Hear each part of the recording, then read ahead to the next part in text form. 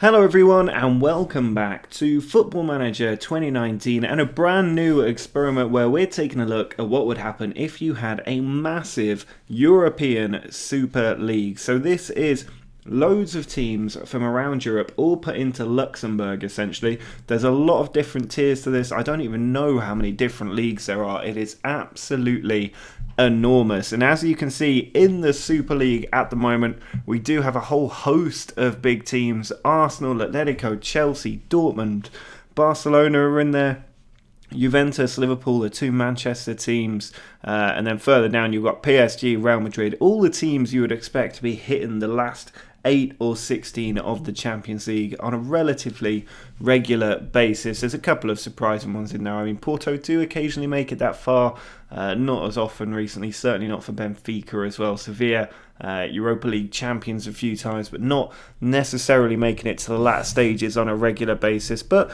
all of these teams have quite a European pedigree. And if we go down to League One, so we have the Premier League there, then we have League 1A.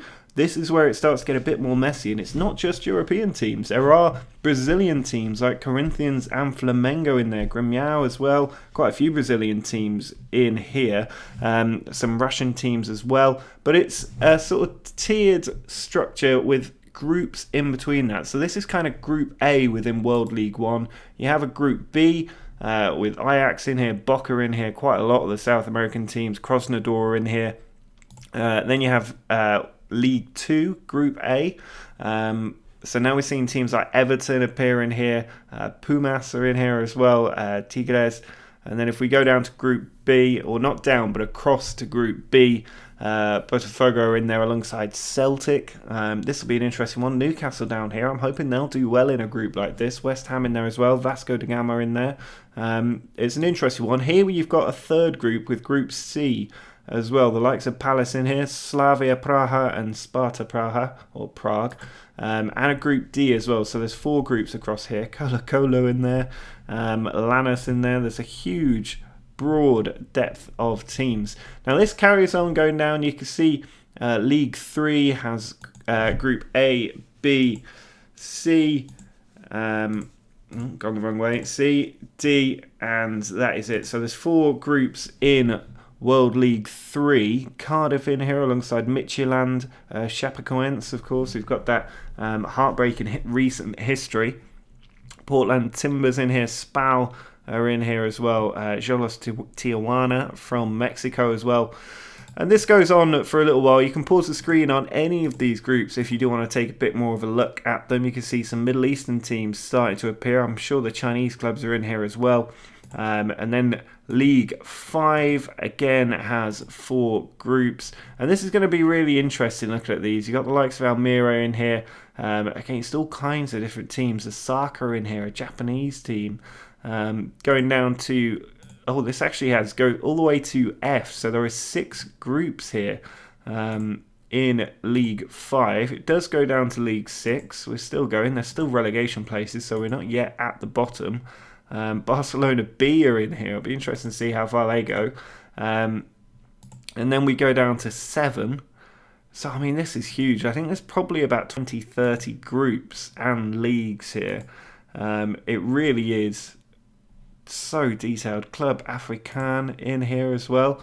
I'm trying to have a quick look if it says what country they're from. I don't think it does. Tunisia from the looks of it there, with a French manager and 2 Tunisian players. But we have League 7, which goes to F. League 8, where we're starting to see the likes of Bradford City, Pyramids in here as well. They don't even have a club badge. F, this goes to G and then H, so this really is getting huge. And then we've got 9, where the relegation has ceased. So this is the bottom tier in this database. There's still quite a lot of groups in here. You'll start to notice you're not going to recognise a lot of these names. We do have the likes of St Mirren in here, Hamilton in there, a couple of Scottish teams. It should be broken by geographic area, so you can see here there's an Australian team in, but we've still got an English team in, so it's not quite broken. It used to be that the groups would be east, west, south, north, whatever, or central. That doesn't seem to be the case anymore. I can see here we've got Jomo Cosmos, And then if we go right to the bottom, it does go H is the last group that we can see with teams like Douglas Haig in here. I imagine they are probably Argentinian with a name like that. It does look like they are Argentinian. You get a lot of Argentinian clubs that have English names because an Englishman went over there and set up the football club, and it just kept the name for so long after that. But there are some cup competitions as well. You can see there's the Champions Cup, the Super Cup, FIFA World Super Cup, the Football Club Cup, Finals Cup, Premier Cup, Ascension Cup, Challenge Cup, and then we get to the cups that are kind of discontinued, no longer in the game. So it's a huge database. And I think what we're going to do is if we go right up to the top again, you'll have to ignore the mouse clicking going on here. We'll take a look mostly at the top tiers, but if there is a team that you would like me to take a look at, do let me know. So you can see here the Premier League. I'm not sure who's going to win this. This is going to be an interesting little test. I think PSG, Real Madrid, Barcelona, all going to be a big shout. I think the English teams might struggle in this sort of league system against big teams like this, but I think it's going to be quite a narrow field. Obviously Porto, Benfica are probably going to be somewhere towards the bottom of this. Napoli, I mean the two Milan teams will probably struggle as well. Napoli might do alright actually, but it's going to be interesting to see how that one falls out. And there are 4 teams getting relegated as well, so when we go down to the second tier, Monaco, I mean, they should do well, but you never know at the moment. It's not the strongest second tier or group within the second tier. I'm not sure which teams are actually going to make it out there. I can see quite a few of these teams falling out of this league over time. Same with this group as well. There's no absolute standout teams there, but when we go down to the third tier, you can see the likes of Everton will do well. The Turkish teams will probably do well. Finance is going to be an interesting thing to look out for here as well. I'm hoping Newcastle do well, but you never know. Be interested to see how the Scottish teams like Celtic do as well. And obviously there is a third tier here as well. So you've got 3 teams or 2 teams going up out of this group, but 4 teams going down. So it's going to be harder to get up than it is to go down. We have got New York City FC in here with LA Galaxy as well. I am interested to see how the American teams do. But it is going to be interesting. We will also have a look at some of the transfers that take place in this save. But like I said, I'm not going to run through the bottom tiers in all that much great detail. If there are teams you want me to take a look at, do let me know and I can have a look at them going forward. And also just a quick apology for the huge breaks that I've been doing in between these experiments over the last few months. It's just because I'm not that interested in this version of the game for whatever reason. I have struggled to get into it, and I've been doing this channel for a few years now, so I thought it's probably best I just take a break, and then when I am excited, I can come back and hit it properly. And I am excited about this experiment. So if there are other experiments you want to see, let me know down in the comments. Drop a like on the video if you're glad to see these back. And if you're new, make sure you hit that subscribe button. But what we're going to do today is just go forward 1 year, look at the promotions, relegations. We might go a second year, and then the idea of this experiment is that by the end we'll have gone 50 years into the future, and we will have a really strong idea of how this game picks or sees the strongest teams in world football. This is the entire world involved, so it is going to be quite interesting. So let's go forward 1 year in time and see who the best team in the world is according to Football Manager. Well, we are now 1 year in the future. We're going to start right at the bottom of this pyramid and just work our way up. We'll only do this for probably this episode where we'll look at the lower leagues in detail. I will obviously run through them in future episodes, but today we're just going to start here at the bottom, and you can see there's already a couple of interesting bits of text here. So you can see Almagro and Real España Almagro were randomly chosen over Real España after both teams finished on 55 points with the exact same record. That's not strictly true, because Real España did win more games, but the game has decided to ignore that. And so you can see, and they even had a different goal difference. So it must be the rules of this league are not set up properly to deal with conflicts like that. That is something that we can feed back to the owner of this database. And you can see, again, the same thing happened at the bottom there. But Platense were the team that won this. Shrewsbury going up. as well. So the English teams do tend to do quite well in these databases because they just have better financial resources. If we look here, we can see FC Wil, Dynamo Minsk also going up. Not a huge difference. It's quite a flat points structure here, which is quite surprising. I think we're going to see an awful lot of that red text at the bottom of these league tables. FK Poltava really struggling. 7 points and only 1 victory is not a great return from this club. You can see they are, I mean, it's probably Ukrainian. It's quite hard to see what nation they are from, actually. If we do have a look at their senior squad, we might be able to find out. We've got this guy here. Where's he from? He's Cypriot. I guess they're from Cyprus, actually. That would probably make a bit more sense. It's hard to tell.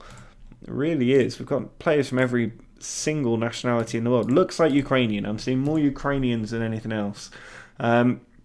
If we go up another league or another group, again, not a huge spread of points. That's what we're looking out for, really. Who is out and in the wrong league? So we can see here, Germinal Beerschot certainly seem like they're in a league that they shouldn't be in. They are Gambian, possibly. I mean, it's really difficult to tell here. They could be Belgian. Because they've all been put in Luxembourg, I can't just look at what country they're in. If you know a good way to spot it, do let me know. But then if we look at Group C, we can see again, good points stretch. Reggiana struggling. We will want to keep an eye on some of these teams that do really badly to see if they ever do recover. Paphos here have won this league by quite some way. They are probably going to go up 1 or 2 leagues quite quickly on that basis. Deportivo Pasto winning again, but only by 7 points. Pretty nice distribution. I imagine that these have been tested. Now we're up to World League 8 as we start to go through these, and we can see Gaziantepspor have been relegated by quite a big way. They might struggle going forward. We do have playoffs as well, but I'm not going to worry too much about that. Again, not a lot to see in that league. This one, LASK Linz doing very well, an 11-point total there. Miami Fusion really struggling. Is that not the team that David Beckham has created? I think it is. There probably is a way to have a look here. Chairman? No, well, he's not listed anyway, so I know David Beckham's setting up a team in Miami. I don't know if they've jumped the gun here and brought him in already, or brought his team in already. But we can see on the league table for the next one, pretty flat. Oh, Clairefontaine finishing on 0 points with 120 minus goal difference. That is not a good situation. The first 0 that we have picked up. Everybody else looks like they're doing pretty well. Pyramids have won the league by 1 point in their Group C. Group B, not a lot going on there. Group A, anything interesting here? Black Leopards finishing on just 16 points, a little bit of a way down. We're up into League 7 now. Again, not a lot of interest in that one. Charlton have won this league by 3 points over Bielefeld. Karabakh going down on just 6 points. Next one, HJK doing very well. Rotherham going up there as well. You will rarely see the English teams at the bottom of these leagues. Do let me know if I miss an English team getting relegated. But I think when I did this before, all of the English teams did really well. Hibs doing well going up here. It's not the most difficult group in the world. You would expect them to do all right in that group. As we get to Group A, where Randers FC have won this one.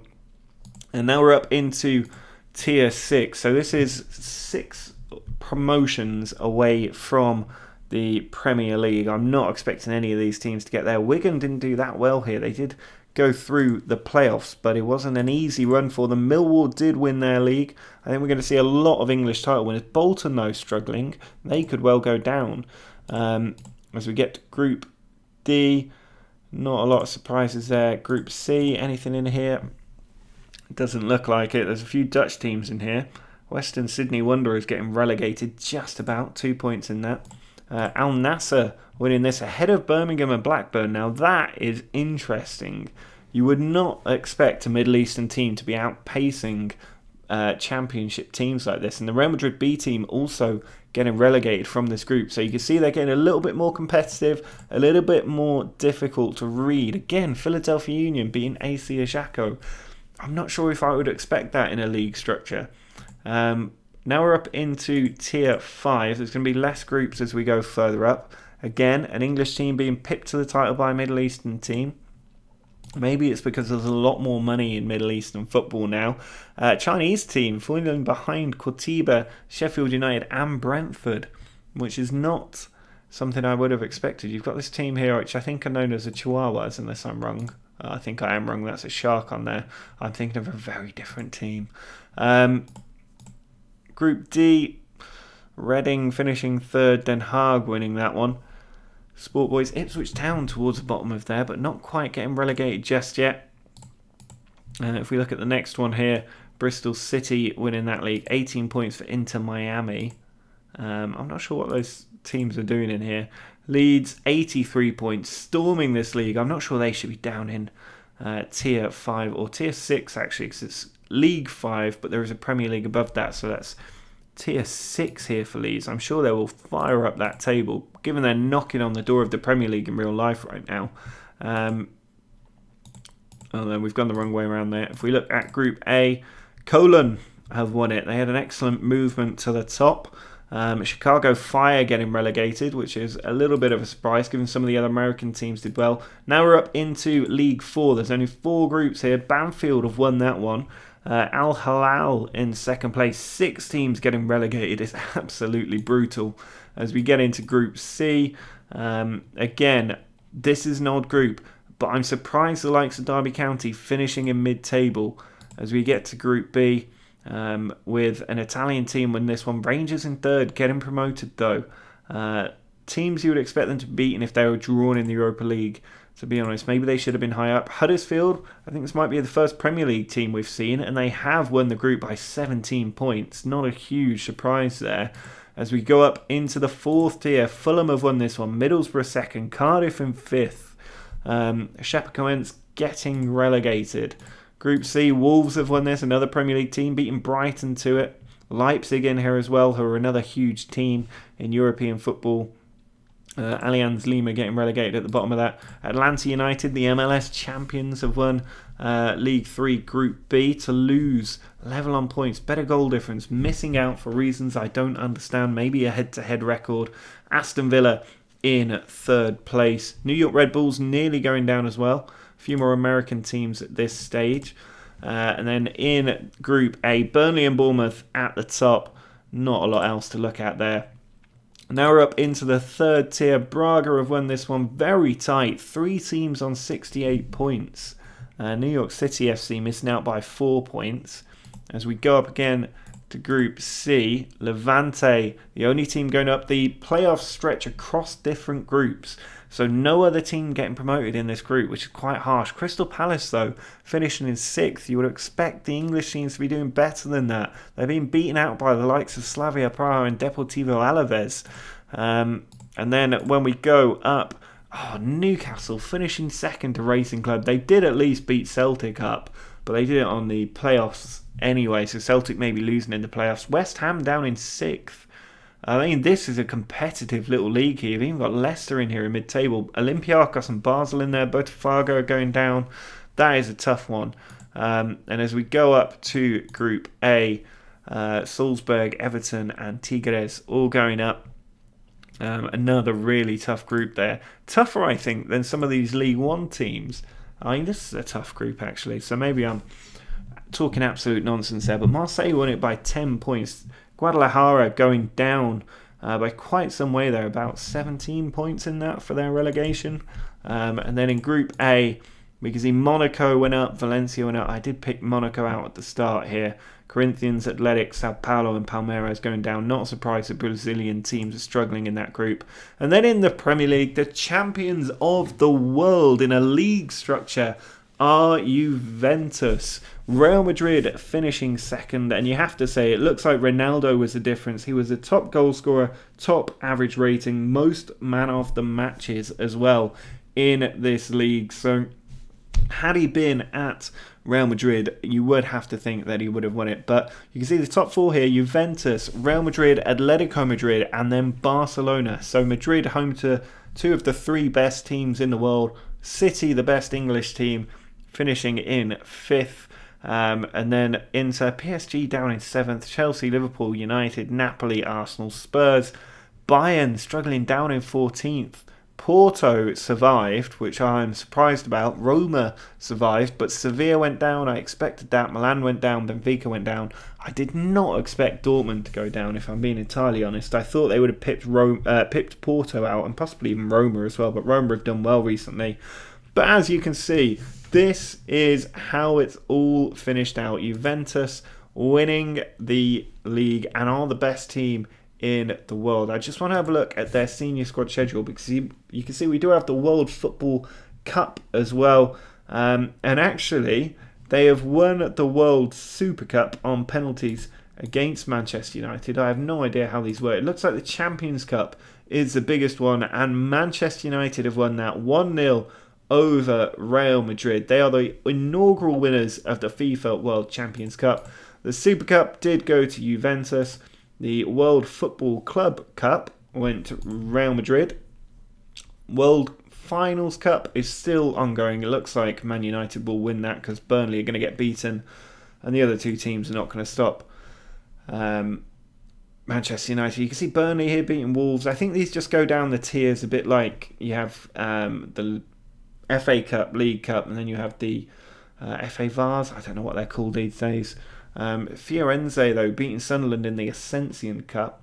And then finally in the Challenge Cup, Platense, who we saw win their league, have also down in the 9th tier beat Jiangsu Suning, who are also, they're actually in the tier above. So Platense, who won their league, and I think they won it by a decent way as well. If we look here at the league table for them, they did win it by 12 points. We picked them out quite early. They have also done the double there. So that is going to be it.